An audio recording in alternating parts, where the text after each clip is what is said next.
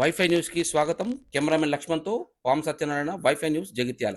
జగిత్యాల జిల్లా సారంగపూర్ మండలం పోతారం గ్రామంలో పోలాస వ్యవసాయ కళాశాల ఆధ్వర్యంలో రైతుల ముంగిట్లో శాస్త్రవేత్తలు అన్నదాత రవాణా కార్యక్రమం నిర్వహించగా ముఖ్య అతిథిగా ఎమ్మెల్యే సంజయ్ కుమార్ పాల్గొన్నారు. అనంతరం ఎమ్మెల్యే మాట్లాడుతూ మాది వ్యవసాయ కుటుంబం అని, రైతులు కాలానికి అనుగుణంగా మారాలన్నారు. పంట మార్పిడితో అత్యధిక దిగుబడి వచ్చి లాభాలను ఆర్జించవచ్చునని అన్నారు. రైతులు తప్పనిసరిగా భూసార పరీక్షలు చేయడం వల్ల ఉపయోగం ఉంటుందని, నిత్యం ఎరువులపై ఆధారపడడం వల్ల భూసారం దెబ్బతింటుందని, రైతులు శాస్త్రవేత్తల సలహాలు సూచనలు తీసుకోవడం వల్ల ఉపయోగం ఉంటుందని అన్నారు. వ్యవసాయంలో నూతన సాంకేతిక ఉపయోగం పెరిగిందని, రైతులు అన్ని విధాలుగా ఆలోచన చేసి సాంకేతికంగా వ్యవసాయ ఉత్పత్తులను పండించాలని చెప్పేసి వారు కోరారు. లక్ష్మణ్తో వైఫై న్యూస్ జగిత్యాల. ఫామ్ అయింది. ప్రతి చోట కూడా రైతు సహకార సంఘాలు ఎప్పుడైతే వస్తాయో farmer producer organisations or companies వచ్చినప్పుడు ఆ రైతు మీద రైతుకు కూడా కొంత నమ్మకం ఉంటుంది. ఉండదని మనం ఎప్పుడు అనుకోవద్దు.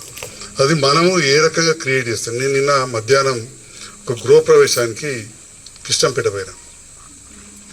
పోయినప్పుడు రాజిరెడ్డి అనే మంచి అభ్యుదయ రైతు, బాగా మంచిగా నాకు దగ్గర ఉంటాడు, రాజకీయాలు ఎట్టున్నా నీ అంటుంటాడు. ఏమైనా పొలం కోసం అమ్మినా ఇక్కడ అమ్మ సార్ నేను మొత్తం సీడ్కి ఇస్తాను. దేనికి ఇస్తామంటే పవిత్ర సీడ్స్ ఉంటుంది. నేను 200 ఎకరాల నుంచి 300 ఎకరాలు పెట్టిస్తాను. అన్నీ కూడా పవిత్ర సీడ్ వాళ్ళకి ఇస్తా. చూడండి, ఈ పవిత్ర సీడ్ అనేది ఒక ప్రైవేట్ కంపెనీ. ఈ చేసేది మళ్ళీ మన రైతులే, పండించేది మన రైతులే. ఏమున్నా కానీ వాళ్ళు అక్కడ చేసేది ప్రాసెసింగ్.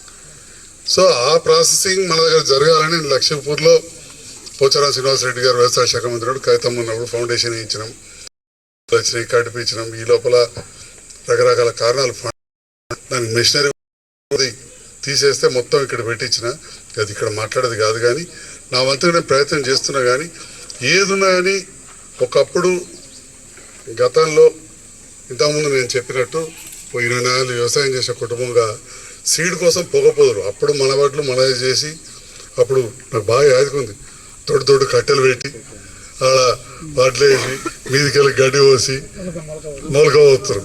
సో ఇవన్నీ కొంత చూసిన యాదికత్తుంది. 30-40 ఏళ్ళకి 20-30 ఏళ్ళకి వ్యవసాయం చేయడం చిన్నప్పుడు చూసిన ఇవన్నీ నా జ్ఞాపకాలు. కాబట్టి మరి ఆనాడు ఆ రైతులు అంత కష్టకాలంలో చేసుకున్నప్పుడు ఈనాడు ఈ రైతులు ఎందుకు సంతగా ప్రాసెసింగ్ ఇప్పుడు ఏదైతే మళ్ళీ ప్రభుత్వం కావచ్చు, వ్యవసాయ అధికారులు కావచ్చు, ప్రొఫెసర్ జానయ్య గారి నేతృత్వంలో వైస్ ఛాన్సలర్ కావచ్చు, రేపు ఏం చెప్తున్నారు, జూన్ 2 నుంచి మేము ఇస్తామంటాం. సో ఏంది ఉద్దేశం, రైతులు వాళ్ళే చేసుకొని పంచండి. అట్లనే జనాభా నూనె పదార్థాలు తినడానికి అలవాటైపోయారు.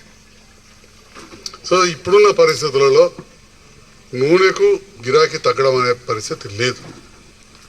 క్లుప్తంగా 1-2 చెప్తాను, ఎందుకంటే డీటెయిల్గా సార్ చెప్తారు. మనం దాదాపు 1,00,000 కోట్ల రూపాయల మన డబ్బు విదేశీ మారక ధర మలేషియా కావచ్చు, ఇతర దేశాలకు పోతుంది. 1,00,000 కోట్ల రూపాయలు. సో ఎప్పుడైతే మనం భారతీయులుగా ఆలోచన చేస్తే మన ధనం ఇంకో దగ్గర పోతే మన రూపాయి విలువ పడిపోతుంది. 2 రకాలు, చెట్లు పెడితే ఒక రకంగా లాభం, పామాయిల్ కూడా ఒక వృక్షం లాంటిదే. అది ఏం చేస్తుంది, కార్బన్ డైఆక్సైడ్ అవన్నీ కూడా ఉన్నాయి, మళ్ళీ డీటెయిల్ పోదలుచుకోలే. రెండవది మనకు నూనె వస్తుంది. అది ఒక్కటే ఒక డేంజర్ కొద్దిగా ఉంది. మరి ప్రతి దాంట్లో రిస్క్ ఉంటుంది. మనం పంట వేసినప్పుడు మెడిసిన్ రావచ్చు, గాలి దోమనం రావచ్చు, మామిడి తోట ఉంటే మామిడి తోట రాలిపోదా అంటే ఎవడన్నా గ్యారెంటీ ఇస్తాడా, ఇయ్యాడు. ఇది ఏంటంటే ప్రపంచ మార్కెట్ దాని మీద ఆధారపడి ఉంటుంది ఆయిల్ పామ్లో. అదొక్కటే ఒక రిస్క్. కానీ ఇప్పటి వరకు అయితే నాకున్న సమాచారం సార్ కూడా చెప్తారు, మళ్ళీ తగ్గుతలేదు అనుకున్నది అనుకోండి. ఈసారి అయితే ఇంకా పెరిగి